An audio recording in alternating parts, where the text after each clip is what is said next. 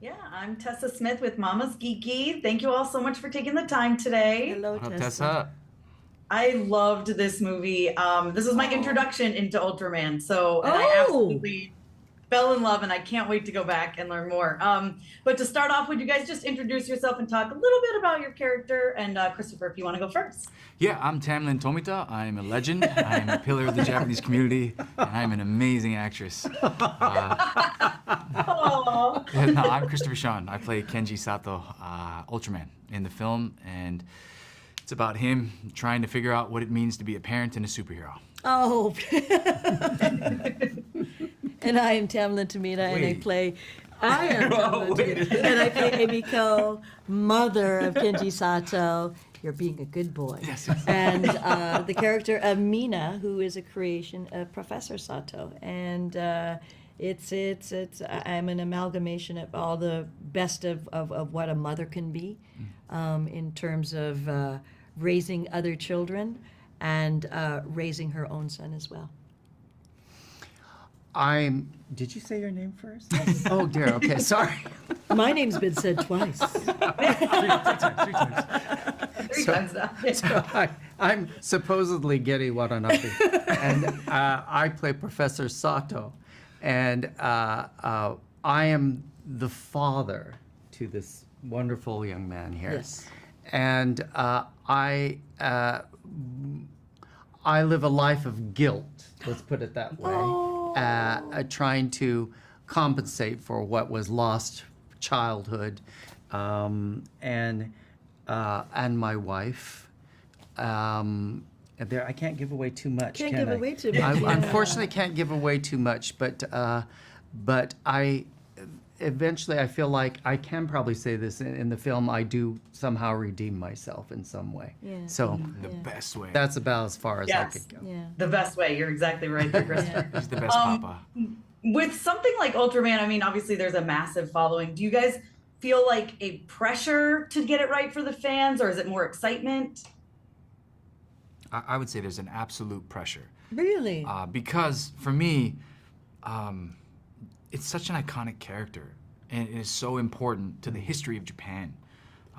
Back in '66 to '82, they made, it was one of the largest incomes of the Japanese economy. So just to be a part of, again, such an amazing franchise with so much history, it was very important for me to not fumble and enrich an audience that have no experience or no knowledge of Ultraman. You can come in and still love the movie, and people of all ages or gender. So, it was an amazing team, and we were just lucky to be Yeah, part of it. just to help that, Tessa, because you said you're brand new to this Yeah. Ultraman franchise.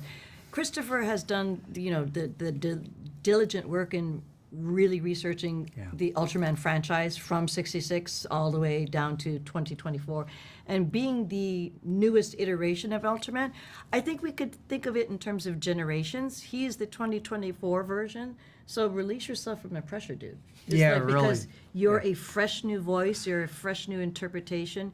It is based on a classic Japanese manga, anime, but again, it's taken into the arms of Shannon, Tindle, and Mark Hines and John Aoshima, and Netflix, and it's become something new. And I think when we take a little bit more of a macro version of it, this is, Ultraman is no longer just a Japanese hero. He is a world superhero, and I think due to this new, fresh outlook, the more human version, the more, flawless version, as well as flawed version of what it means to be this superhero, it brings a new perspective as to what a superhero is. And I think, we just have to really look forward to the audience reaction, of which, we're just so grateful that it's like, you love it. It's like, oh, I think we got something Great good to hear. here. Yeah, it truly is. Yeah. Yeah, I mean, as a parent, like I have 11 and 12-year-old daughters, and I felt the parenting thing, in this movie, the themes. I was like, oh, you have to let your child go, but you want to hold them close. It was so great. Well, thank you guys so much for your time. That's my time. I could have talked to you all day, but I taking the time today. Thank you. Thank you, Bye. Tessa. Guys, thank you so much for taking the time today. I really appreciate it. Good to meet you, Tessa. Thanks for Hi. making time for us. Yeah. Yes, I've got to tell you, this is my introduction to Ultraman, and I am like hooked. I absolutely loved it. But I want to know for you guys, how important was it to make this something that new fans like myself can come into and completely understand the world, and then also put stuff in there for the longtime fans? Well, the primary goal was to make something for people who didn't know anything about Ultraman. You know, when I was first introduced to Ultraman when I was 5, I just dropped into the middle of the series, and there was something compelling about that story. But I didn't want to make a film where there was a barrier to entry. I wanted you to be able to connect with Ken on a personal level, understand what his struggles were, and then if you're a parent, understand what his struggles, how they elevate, how much even harder that is. You know, being a parent can be harder than fighting a kaiju. But it means a lot that you came in not knowing much about Ultraman and really connecting with it, because that was the primary goal. And then finding the balance of putting things in there that, I mean, we're both fans, so we wanted to have those things in there, but always in a way that never distracted from the primary characters and the primary story. There's plenty of Easter eggs in there for the fans. Yeah. I'm sure. And that's why I can't wait to go back and watch stuff. Like I'm so into this. It's like not even funny. I was immediately connected with it. And being a parent myself, I have 11 and 12-year-olds. So I love the theming of like, you have to let your kids go sometimes, even though it's very difficult to do. Yeah. But what do you hope that viewers take away from this film? I hope that families will watch it together. I like films that make me think and discuss when I leave the film. My daughter's 13 years old now, and I've watched her grow and watched her change. And what I hope people do is if they haven't connected with their parents or with their kids in a while, maybe they'll pick the phone up and call them and want to reconnect. Or if they have a great relationship, they'll want to share the film with each other because they want to share what it feels like to love your child or to love your parents and continue that legacy again and again and again for other generations.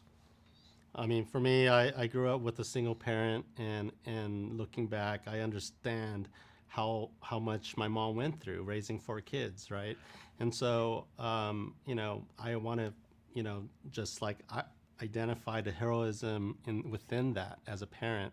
And so for Ultraman, he's a hero, giant superhero, finding the balance and harmony in any conflict. But I think he's an aspiring hero, and it asks every one of us to rise to the occasion, no matter how hard the situation is. Oh, I love that.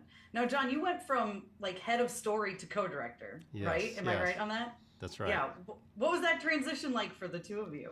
I mean, for me, it was amazing. I mean, I've worked with Shannon before, and I mean, we were friends. You know, we met at Cal Arts. So to be able to stand next to him and to run this film, I've learned a lot. I've grown a lot, and to see it from beginning to the end, and on a project that was my childhood hero, is like a dream come true. And I'm like, hey, John, here's all the other stuff you didn't know. Because there are all these, I think people have a sense of what it means to direct something, especially a big movie. Sure. And then you go into those rooms, you're like, oh, wait, I got to think about that. Oh, I got to think about that. Oh, I got to yes. deal with that. But for me, is being able to have somebody to chat with when you're having those struggles and those tough times, and being able to vent and knowing that those things were safe. Yeah. Now, was there any cultural consultants on this film? Absolutely. Yeah. Yeah. Can you talk about what they brought to that? We have Mayumi Yoshida, who was our cultural consultant, that we leaned on quite a bit.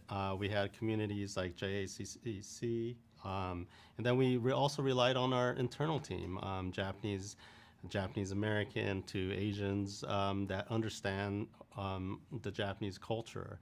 And so we really leaned on each other, communicated, and to get things right as much as we can, and not to overpower the film, but it takes place in Tokyo. We just wanted to make sure that it felt authentic and real, and people can connect that way.